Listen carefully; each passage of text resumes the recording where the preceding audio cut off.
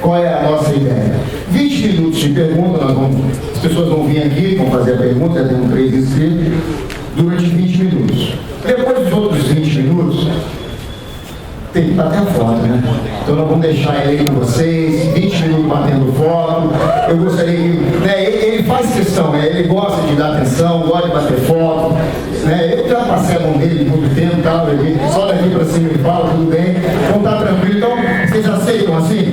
20 minutos de pergunta, deu meio-dia a gente para, e 20 minutos de foto à vontade de vocês, para a gente encerrar. Tá combinado? Pode ser assim? Bolsonaro, vamos lá. Vocês, pode perguntar ao Eduardo, pode perguntar ao Major e tal. Eu perguntar a ele, né? Tá certo? Então, eu gostaria que viesse aqui o Major Riane. Major Riane. Major Riane, tá aí, Major Riane? Por favor, Major, se você quer fazer a pergunta, eu espero que a pessoa seja rápida e faça a pergunta, não discurso. 30 segundos, Major. Licença, Major Riane, de apresentado. Na verdade, nesse momento, não é nenhuma pergunta. É uma solicitação de informação que chegou a mim, né, sobre o projeto de lei 257, que não trata só das polícias militares, mas de todos os servidores públicos, né, congelamento. Então vai aqui. Eu poderia perguntar o que os senhores pensam disso, mas eu já sei o que pensam, certo? Desse congelamento de salário dos servidores públicos que atinge principalmente os mais jovens aí, os mais menos favorecidos. Então, pedindo aos deputados, tanto o deputado Manato, os deputados federais, que digam não a esse projeto de lei ao congelamento dos salários de todos os servidores públicos do Brasil.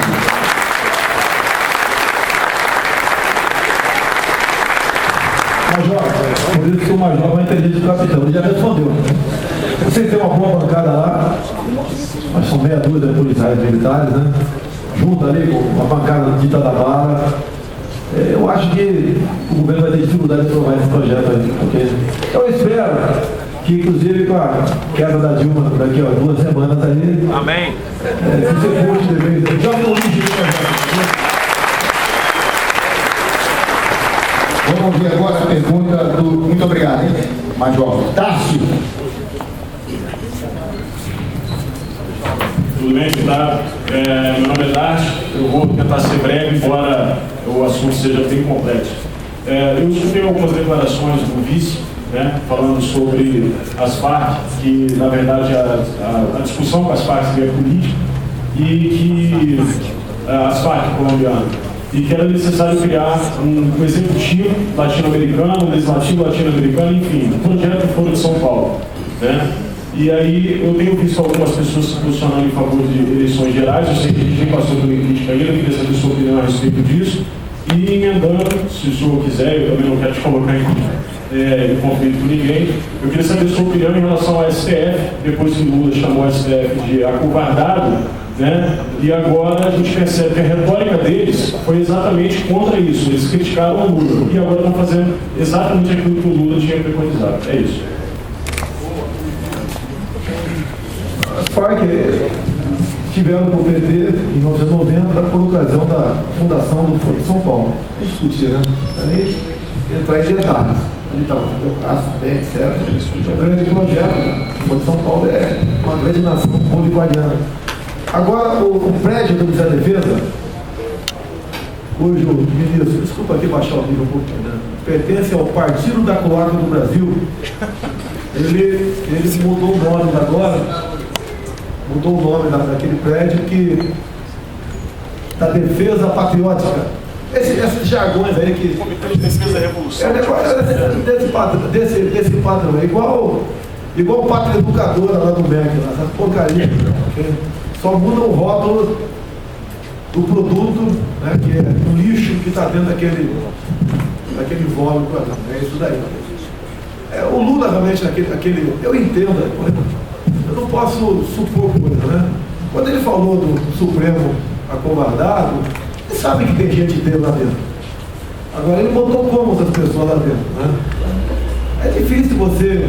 Eu não vou responder pelo Supremo, porque eu acho que tudo tem um limite. Mas eu entendo que quando ele, depois de algum tempo, começar a indicar pessoas para tribunais superiores, não foi apenas chegar para você e falar, estamos juntos, volta comigo, isso. Teve alguma marca como a máfia fazia, né? Você vai lá, vai matar aquele cara, depois você vai fazer parte da máfia. Ou seja, você não tem como sair mais. Eu não entendo, me desculpa aqui, por favor. Lógico, com todo respeito, eu gostaria de um dia saber por que Joaquim Barbosa pediu para sair de lá. Então, lá o céu, você está morto. O cara tem tudo. Tem tudo. Prestígio, tal. E nós sabemos que ele anda pelo Brasil com segurança, etc. Por que saiu de lá? Não entendo por que isso veio acontecer. Penso muita coisa, mas lógico, tenho esse direito de estar aí falando aqui suposições apenas. Hoje em dia, a gente está acreditando na justiça lá do Paraná. A vinda da questão do Lula agora para o Supremo, vão decidir agora se aquela parte volta para lá. E eles vão decidir a semana que vem, se eu não me engano, se o Lula pode ou não tomar posse como ministro. E o Janot respondeu o quê? Fica esquisito, né?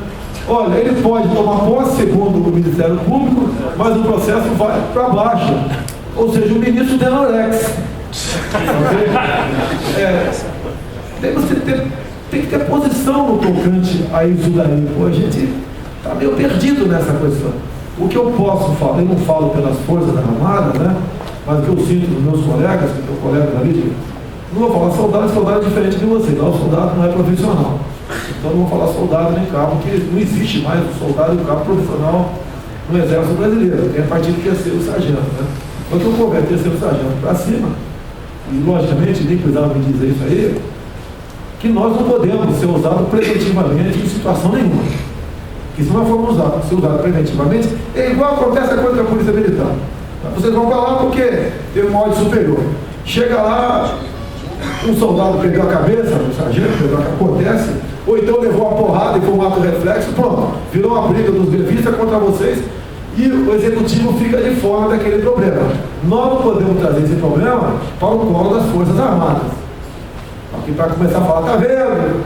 Olha aí, vai voltar a ditadura, vão ser torturados, aquela mentirada toda. E nós sabemos que foi realmente aquele período de 64 a 85. Então, agora, se o judiciário falhar, daí, como disse o ex-ministro Rondas Pires Gonçalves, né, o Exército nunca foi intruso na política, ele apenas foi e sempre será instrumento da vontade nacional. Devemos agradecer ao Eduardo Cunha algumas coisas.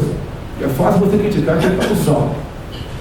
Quando aconteceu aquele episódio do tenente do Exército do Rio de Janeiro, lá no Morro da Mineira, ele entregou 3 marginais da outra facção e cortaram, né, e jogaram no lixão lá de Caxias, e ele foi preso, o tenente, eu fui visitar.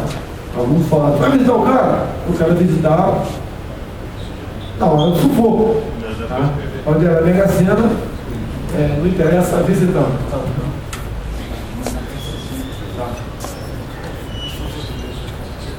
Eu perdi o fio da meada aqui, pensei outra coisa aí.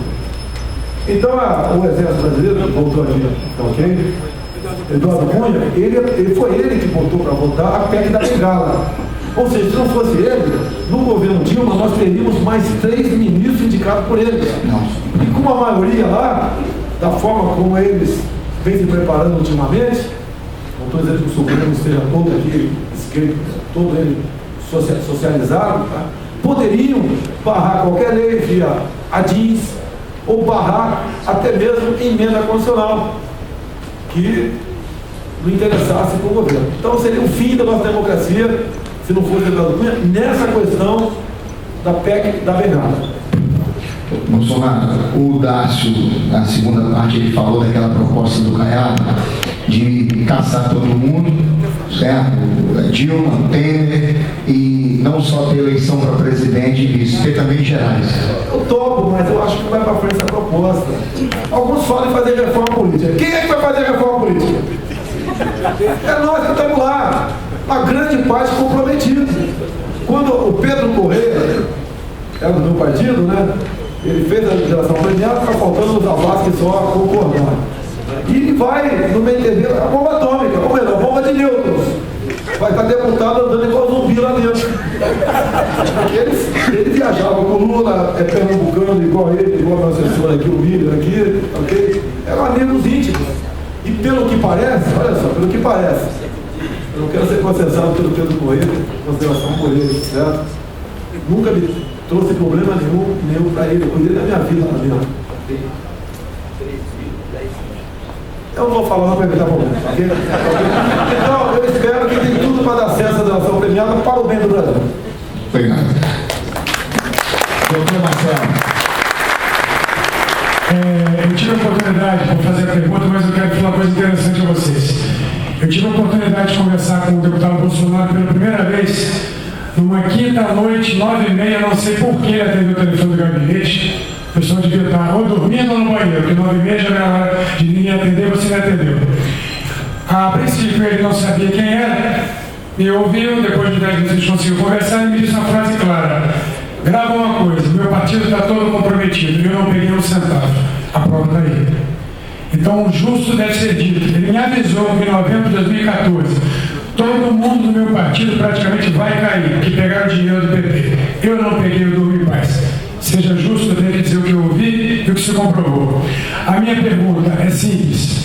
Eu vejo hoje uma máquina que pouca gente fala ou comenta de desviar dinheiro público, que são as campanhas de propaganda da Petrobras, campanhas de propaganda da Petrobras, como se alguém fosse deixar de usar gasolina que só a Petrobras vende, ou deixar de usar a energia que só a Petrobras produz. Ou deixar de usar os correios também do governo. Não tem nenhum sentido estatal ter propaganda. A propaganda estatal é um serviço bem prestado.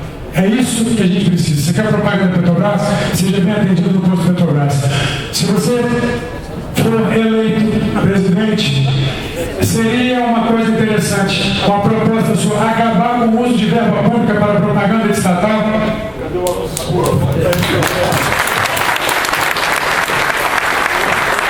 Que a Cabide desvende dinheiro junto ao PT com essas agências de marketing, que inclusive tem dinheiro offshore fora do Brasil. Isso é interessante. Quem sabe a Petrobras, né, não fazendo campanha que vende gasolina, mas uma propaganda sobre planejamento familiar.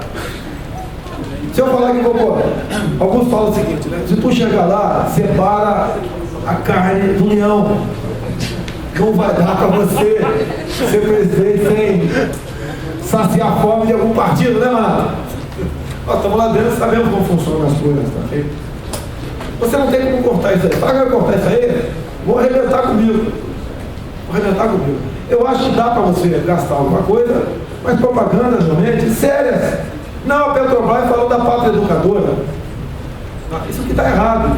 É o uso da verba pública para apenas calar aquele órgão de imprensa. Isso não para acontecer. Agora, se você começar certo, eu vou dar de Lula aqui, né, que ele falou certa vez, né? Aquele que conta mentira uma vez, tem que contar mentira a vida toda, não sei o que. Vocês lembram disso aí? Agora, se você começar certo em Brasília, não tem como dar errado. É que eu falei agora há pouco, repetindo para vocês aqui. Eu vou fazer uma campanha para não ganhar voto. E como essas minorias, problemas setoriais. Um dia um cara perguntou para mim no programa de gravou, né? Eu gravei também, eu gravei, né? Você vai privatizar o Banco do Brasil? Eu falei, tudo bem, qual banco privado vai financiar a agricultura? O que taxa de juros? O risco é alto. E o Banco do Brasil corre risco nessa questão. Me diga que a gente conversa. Privatizar a Petrobras, no primeiro momento, vamos despetizá-la. Isso.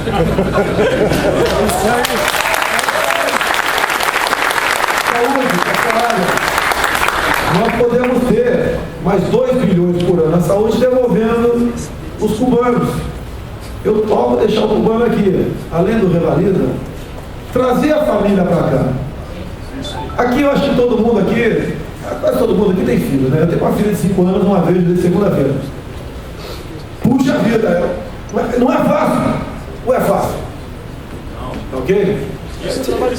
Eles têm. Agora, o que acontece? Vamos falar dos homens, desculpa, esqueça as mulheres. Fala dos homens. Vamos falar das mulheres.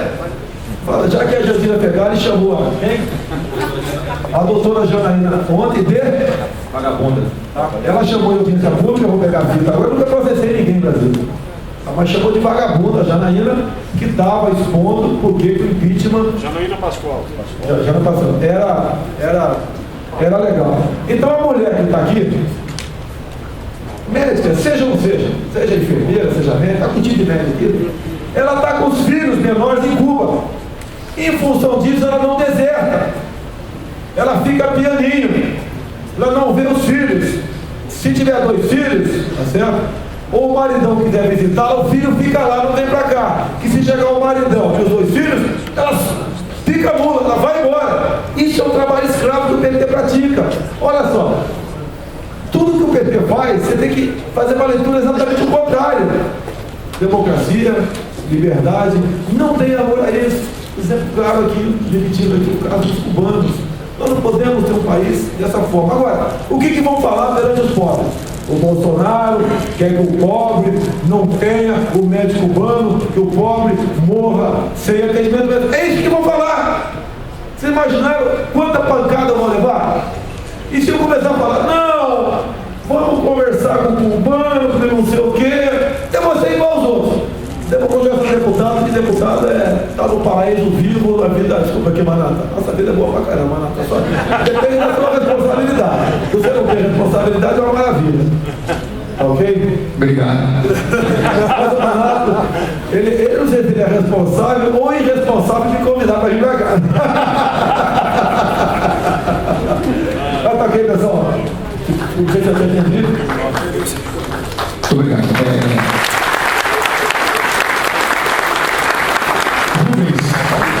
Rubens. Bom dia a todos. O deputado, eu gostaria de saber uma questão a respeito do nióbio, né, que a gente já tem uma denúncia, já que remonta à década de 90, o saudoso doutor Enéas já falava sobre a questão, que é uma questão sensível e de segurança nacional. Então eu quero saber a posição do deputado, como a Câmara pode trabalhar essa questão do nióbio enquanto órgão legislativo, o que pode melhorar, o que pode fazer para trazer o nióbio de volta para o Brasil, e enquanto candidato a presidente, qual seria a sua atitude efetiva enquanto presidente para acabar com essa patifaria? Vamos falar a partir de 2019, né? Agora não é a Câmara. Se fala em democracia, mas quem decide as coisas no Brasil é quem está sentado naquela cadeira presidencial. Né? Quase igual o meio militar. É o comandante, o coronel, você está do mal, o resto ali vai pro pau. Mas eu estou tranquilo para falar isso aí. Não é porque eu sou capitão do exército, não. Eu poderia ser um suboficial da reserva da aeronáutica. Só que eu fiquei reprovado no concurso de especialista em 72. Sem problema nenhum. Peguei no concurso meu, não foi aprovado. E na pelada no quartel, né? Jogava lá pra galera, às vezes eu era conhecido como Cavalão, no apelido. Dava pancada geral, levava também. E quando dava pancada do sargento mais antigo, né? Aquele espírito de amizade, de respeito entre nós, ele pulava e falava: tem aqui um oficial que não teve competência para ser praça e deu porrada em mim agora. E tudo bem, pô. Tá ok? E olha, quem puder me ajudar, eu agradeço. Informações que eu tenho. De catalão saem 4 composições por dia, de 40 vagões cada uma, e não é cunhão. É outro nome, é o nome de fantasia, né? Liga de Ferro. Temos também na região norte nossa. As reservas indígenas, ok? Elas não foram demarcadas, coitado do Yanomami, coitado do Zeroqueiro, do Tupi, do Guarani, seja lá o que for. São demarcadas em cima de áreas ricas, biodiversidade, nascentes, minérios, água potável, petróleo, gás. Nós temos o Urucu, né? Os grandes espaços vazios. Olha só, a China tem 1 bilhão e 400 milhões de habitantes. A Índia tem 1 bilhão e 100 milhões de habitantes. Aquele pessoal vive no sufoco. Tocante de alimentação. Qual é o alimento básico? Arroz, peixe, batata. Okay? A China agora, atenção estrategistas presentes, por que a China revogou a lei do filho único? Qual o motivo? Tem que ter algum motivo. Mesmo com o rígido controle de natalidade, a China vinha crescendo 20 milhões de habitantes por ano. Nós aqui 2,5 milhões de habitantes por ano. O NIOB, então, né, pode nos dar a independência. Chegamos próximo à independência. Se o NIOB de 2%, esse no Canadá, pesa na sua balança comercial, porque nós aqui com 98% O Deus, ou quem não acredita em Deus, a natureza nos deu isso. E nós usamos isso daí. É a questão, morreu o deputado aqui, não vou falar o nome dele, né? Mas na reserva Roosevelt, o deputado do PT mandava lá. Ele morreu no centro de carro, não é difícil saber o nome dele. Eu não vou falar o nome, a respeito, já morreu. Mandava lá. Aquela reserva interessava para ele. O que tinha de importante lá? Esquece a madeira, pô. Esquece a madeira, pô. Madeira, você imagina o Assunção aqui com todo esse físico de atleta dele aí, pegar uma tola de mogno de 3 mil quilos e jogar dentro d'água e nadando até a Inglaterra. É melhor pegar o diamante, é o que tem lá. Se vocês pegam um mapa metalogenético que trata de minerais, de projetar aqui, a área colorida está lá. O último mapa metalogenético que eu tenho conhecimento é 73, no período militar. De lá para cá, acabou. O Brasil, acabou. E tá. E você projeta daí, as reservas indígenas são coincidentes. Mais uma vez, vocês estão vendo como interessa o meu avião cair? Ou o menor dá um tiro na minha cara? Tem até contra isso na modalidade penal, né? Ok? Mas vamos lá, se acredita em Deus, vamos tocar esse barco para ele.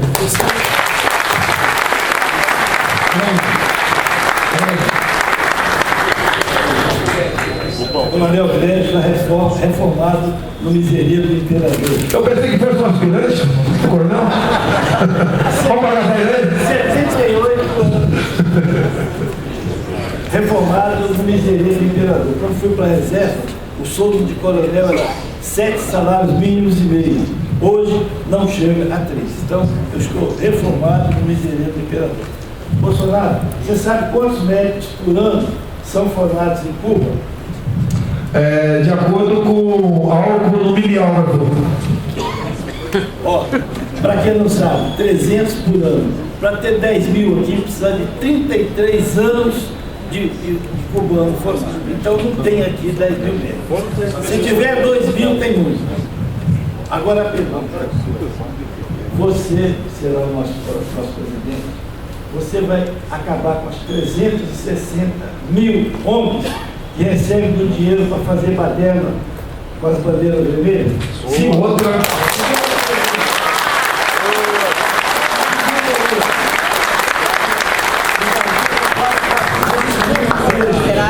Você vai acabar com o auxílio de reclusão de a visita íntima.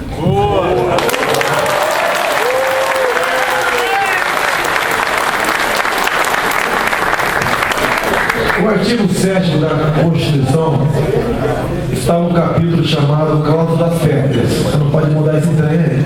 Lá está o auxílio de reclusão. Porque depender de mim, a gente congela.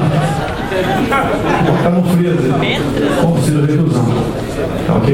Se bem que o auxílio de reclusão vai para o encarcerado que contribuía para com o INSS. Isso mesmo, doutor Coronel? Se tiver errado, por favor. É isso mesmo, né? Ok? Realmente é um escárnio o que acontece. Ok? Outra questão que ele falou, né, ONG. Se é não governamental, eu acho que já tinha respondido. Para que ele seria do governo? No Amazonas, diz aí que o estado do Amazonas, na região amazônica, existe mais ONGs do que índios. É uma farra. E mais agora aqui, meus coleguinhas do PCdoB e PT. Poucos são de vocês que não tem ONG em nome de parente de um amigo. É uma festa. Realmente. O total que o Brasil gasta por ano em cima de projetos sociais são 120 bilhões de reais. Não dá para você continuar essa batida. Vou entrar no Bolsa Família também. Olha as frentes que eu estou enfrentando, que eu vou levar pancada de forma distorcida. O prefeito de Marau, Rio Grande do Sul, seus assessores visitaram os quase 300 beneficiários do Bolsa Família, sem voluntariamente, depois da visita, pedindo para sair. Porque chegava na casa do cara, o cara tinha casa, tinha carro, a mulher tinha emprego, era fraude. Um terço é fraude. Outro terço, ele conseguiu, naquela época, hoje é difícil, né? Levar para o mercado de trabalho. E o outro terço não tinha como, tá? Continuou lá. Se bem que não é atribuição dele mandar descadastrar quem quer que seja beneficiário do Bolsa Família, mas deu um grande exemplo, é uma amostragem apenas de como poderia ser tratado essa questão.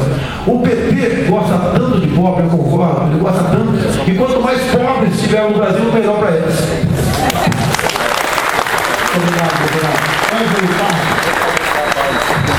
Esse é a segunda tenente, meu já aspirante não. Ou o terceiro sargento, não sei. Eu sou médico oftalmologista. Não opere as cataratas da minha esposa que me acha lindo. Funcionário, eu sou oftalmologista, eu fico bastante cansado dessa situação política do Brasil e dessa exploração que vem sendo realizada em relação ao povo brasileiro. Tem muita esperança na candidatura de alguém diferente como você. Então é o seguinte, a minha pergunta, eu vou até ler aqui para não perder nada. Considerando a mentalidade política vigente, em que grande parte dos congressistas entram na política por interesses pessoais e corporativos, barganhando seus votos no Congresso, como você pretende viabilizar seu governo? Como é que você vai administrar essa situação complicada, os clubes políticos em geral, com tanto corrupto, procurando interesse pessoal, e como eu já ouvi de alguns políticos em reuniões, o povo precitante? Eu já consegui até ouvir isso diretamente de política. Eu já fui chamado de otário várias vezes no Congresso. Olha só, eu entendo que esse modelo que está aí, certo, Maná? Assunção, exodoso. Quem porventura for votar em mim, em cima do que eu defendo, em cima dos meus ideais, vai votar aqui no Manato, porque é uma pessoa que está alinhada com as propostas que eu tenho. Se continuar votando por troca de alguma coisa, vai continuar como está. E quando eu falo que vou fazer uma campanha para não ganhar voto, é exatamente pensando nisso, em ser diferente. Temos aqui o Donald Trump nos Estados Unidos. A imprensa veio do lado da esculhambação para cima de mim, que eu sou parecido com ele. Eu sou diferente, eu sou mais rico do que ele. Segundo alguns órgãos de imprensa aqui, eu sou mais rico do que ele. Ok? E temos que levar essa mensagem avante. Porque olha só, por que o jovem tem chegado mais para o meu lado? Tem alguns motivos. O Olavo de Carvalho tem a sua participação, mas por outro lado, está o garoto aí, 16, 17, 20 anos de idade, vendo que não tem mercado de trabalho para ele. E não tem como ele abrir seu negócio. Que vai abrir o negócio para vender para quem? Se cada vez mais nós estamos nos empobrecendo. Então, prezado doutor oftalmologista, é que eu posso falar. Se eu for chegar lá para fazer a mesma coisa, estou fora. Que me caça até no impeachment protocolado pelo PT no futuro. Mas não vão ter, vai ser para a questão política apenas deles, não vai ser por nada de concreto, uma pedalada, seja lá o que for. Olha só, nós temos aqui mais de 15 querendo fazer perguntas, o nosso tempo está esgotando. Uma pergunta aqui mais geral. Quero saber quantos ministérios você acha que é ideal? 39, quantos? 30? Você vê? Para que o Ministério da Cidade? Pode, aquele recurso está lá no planejamento e vai diretamente para o prefeito, aqui de Vitória. Ele resolve o problema. Inclusive, né, elimina algumas etapas. No meu entender, até a questão de você ter um projeto que aí só ele leva 10% dessa verba, fica direto para o prefeito. Resolve o problema. Tem o Tribunal de Contas de 600 do município aqui, tem o Estado, tem o Federal. Se ele fizer errado, paga a conta. Porque não adianta, quanto mais controle que haver, como o caso da cidade, né, mais difícil, no meu entender, e mais chance de até dar para a corrupção. Então aí você já mata o Ministério. Ela eliminou alguns agora ali, igualdade racial, das mulheres, direitos humanos do Estado de Ministério. Tá? Você pode fundir alguma coisa e lá dentro entra as secretarias. Né? O da pesca pode ir para a agricultura. Então eu acredito aqui, eu vou chutar aqui no máximo 20, acho que é o suficiente. Você tem que fazer alguma coisa para dar exemplo. É igual os 22 mil cargos de comissão. No mínimo, né, metade, eu acho que dá para ser cortado. Porque o que acontece na comissão, Maná? Sabe disso. Hoje eu vi um deputado chegou para mim, é da Bahia aqui, um colega, né? Pô, pedi lá pro não sei quem, para ver se chega na Dilma aqui, eu estou fazendo uns 30 cargos para acomodar meu pessoal. E aí, se o governo dá, começa a votar com aquela pessoa. Olha, quando eu me elegi vereador do Rio de Janeiro, eu tive, apesar de minha família não ser do Rio de Janeiro, ser de São Paulo, eu tive problema com a minha família. Teve cara que olhou para mim e falou, opa, vou me dar bem. É natural que você isso aí, é natural, cabe você dizer não. Um exemplo que eu tive, já que fui candidato a vereador aqui, foi o maior exemplo que eu tive e graças a Deus aconteceu. Eu fui esculachado por um empresário. É comum, o cara veio pedir emprego para mim. Daí, primeiro, se ele fosse bom, né, já estava empregado, ok? E daí, o meu assessor lá, junto comigo, encaminhamos um lugar que ele queria, dizendo que era maravilhoso, bonito, não sei o que, tal. Daí o empresário respondeu, vereador, seria tão bom assim, empregue no seu gabinete. Nunca vai pedir emprego para ninguém. Não é atribuição nossa. Você não pode buscar o parlamentar para resolver problemas particulares. Pelo que eu sei nos Estados Unidos, o eleitor procura o seu deputado quando ele esgotou a possibilidade de resolver o seu problema e aquele problema compete ao parlamento. Eu vou tentar botar isso daí para frente. Se a gente for atender todo mundo lá dentro, vai virar uma festa como é hoje em dia. Eu vou fazer duas perguntas aqui que nós temos. Vou botar o Rodrigo, o Coronel Otávio e a gente encerra e vamos bater as fotos do espírito. Boa tarde, é um prazer fazer uma pergunta do senhor. Em relação a partido, muita gente quer votar em questão de partido, ao PT, PSDB, e uma pessoa que vem muito forte, assim, e que eu acho que não tem muita atitude e postura é a Marina. Eu gostaria que você respondesse referente à Marina, se ela é um Lula de saia, assim, uma pergunta bem... Eu não vou buscar desqualificar quem quer que seja. Eu acho que todo mundo aqui conhece um pouco da Marina. Ela, em grande parte, né, não tem mais o apoio evangélico, que era a base dela. Ela botou no site dela, após aprovar no Estatuto da Família, ela botou lá, Estatuto da Família é um retrocesso. Na questão de casamento gay, eu não posso tocar nesse assunto, né? Ela não assumiu posição. Qual a minha posição no casamento gay? Você vai lá no artigo 226 da Constituição, está escrito lá. Para fins de segurança do Estado, é assegurado a união estável entre o homem e a mulher como entidade familiar. Está escrito homem e a mulher. Então, quem quiser mudar isso daí, procura lá o nobre deputado Jean e fala para ele apresentar uma proposta em emenda à Constituição. Onde está escrito o homem e a mulher, ele escreva o par.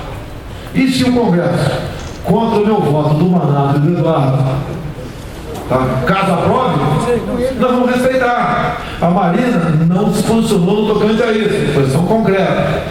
A questão ambiental, o agronegócio tem pavor dela. Ela é tarada por uma perereca. Uma perereca ali é motivo suficiente para que licença ambiental não seja dado, que aquela ferrovia ou rodovia passe por aí, o Pira que se vire, os seus caminhões ande mais 200 quilômetros para escoar aquela safra de soja daquela região.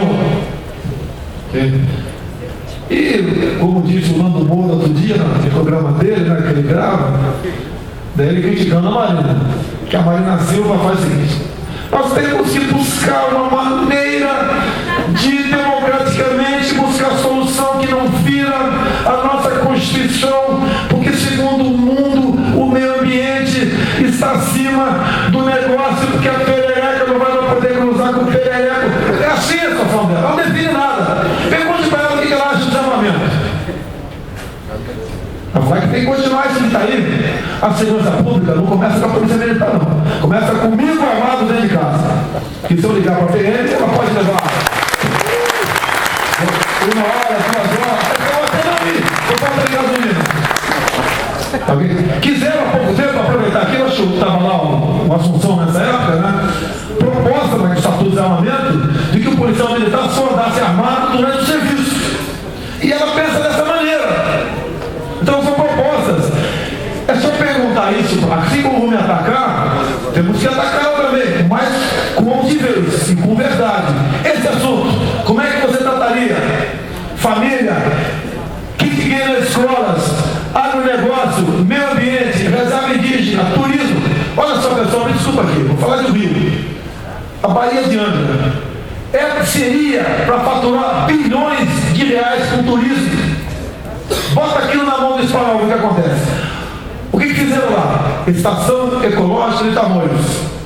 Em 29 acidentes geográficos, muitas ilhas, você não pode pegar uma praia mais. No raio de 1 quilômetro daquela ilha, você não pode jogar a âncora dentro d'água, tomar uma Coca-Cola com teus amigos, ou dar um mergulhinho para os snorkel para ver o peixe na pedra. Não pode. Imagine isso na mão dos espanhóis.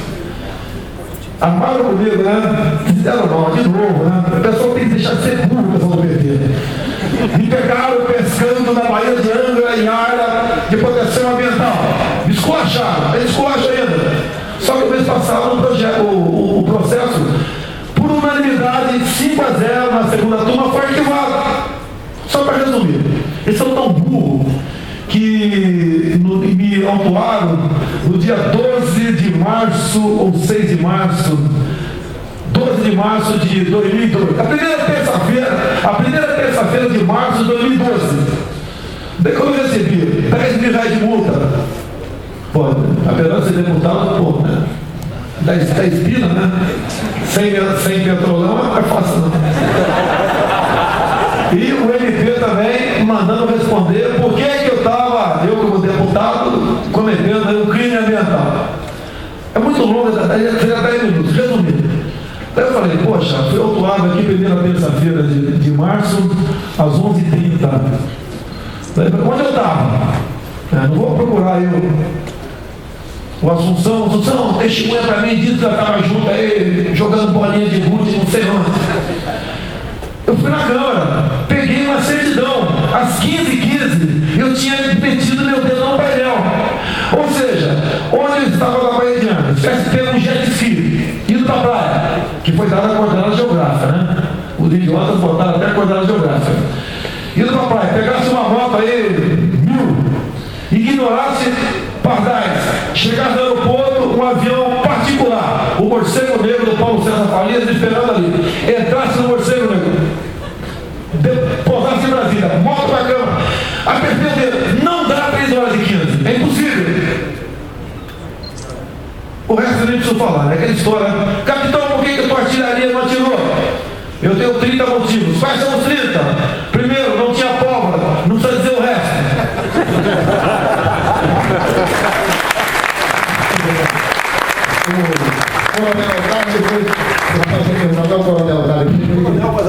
Mais antigo, né? Deputado Bolsonaro, nós sabemos, historicamente, que Jânio Quadros fez uma campanha meteórica de vereador a presidente da República, parece que 13 anos.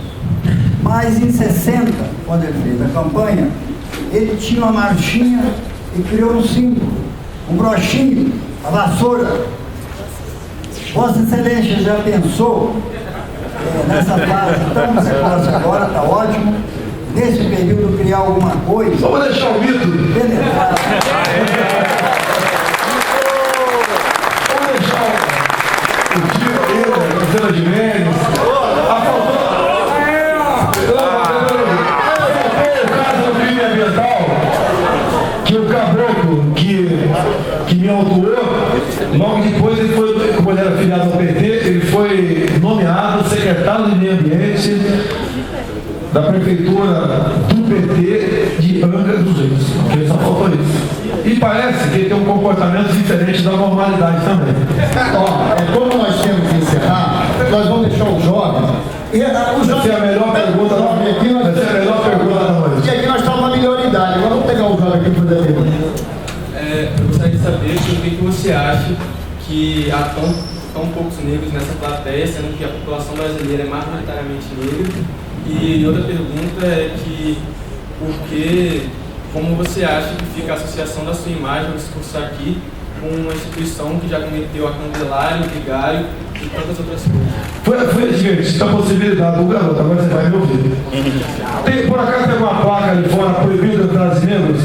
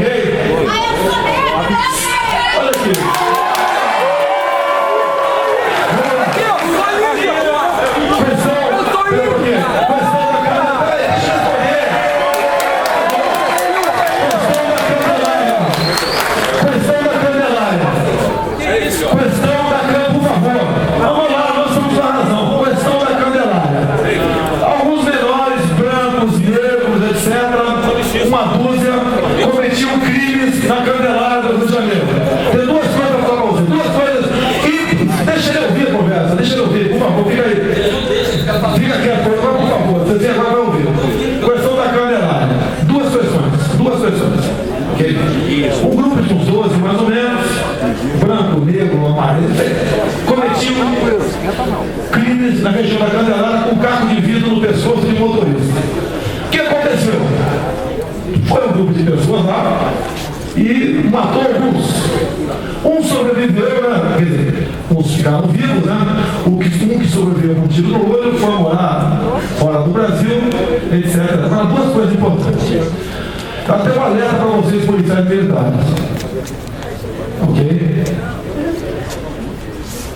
A Polícia Militar queria reconhecer possíveis PMs naquela chacina. E eles foram para a televisão, aquela televisão de cachorro que eles chamam, né?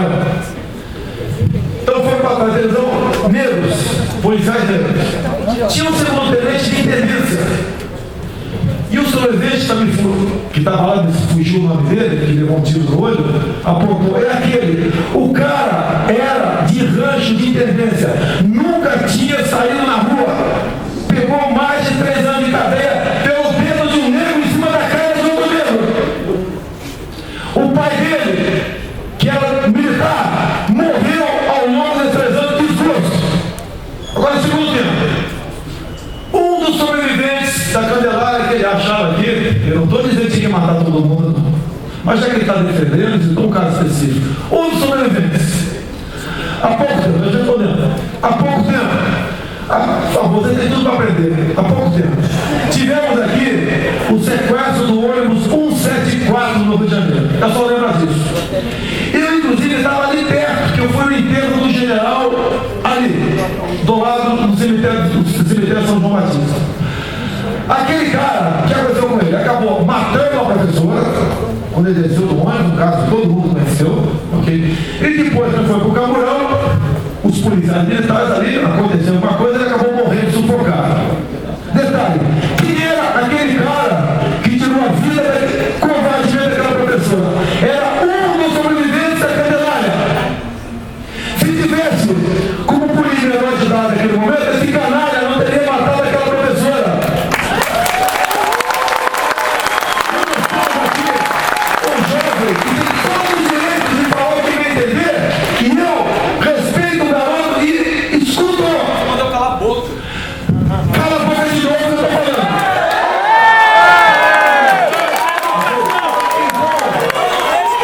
Isso é educação, meu velho. Sai daí, educação, que seu pai nos ensinou. Enquanto ele falou, eu escutei. E se tem aqui Educação. as consequências da Candelária.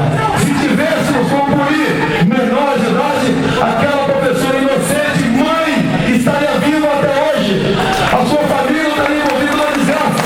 E os policiais militares, que ao colocar a pé da viatura, que acabou morrendo aquele animal, foram para o tribunal de júri e, graças a Deus, por 4-3, foram absolvidos.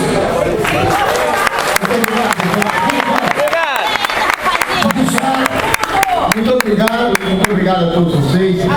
Vocês querem fazer uma homenagem? Parece que Eu queria só aproveitar, Manuel, um momento. último agradecimento público, para a gente encerrar, fazer as fotos, a gente tem outro evento. O debate consiste em perguntar e ouvir. Quando você faz uma pergunta e interrompe a pessoa que está falando, além de mal educado, não é debate. Essa é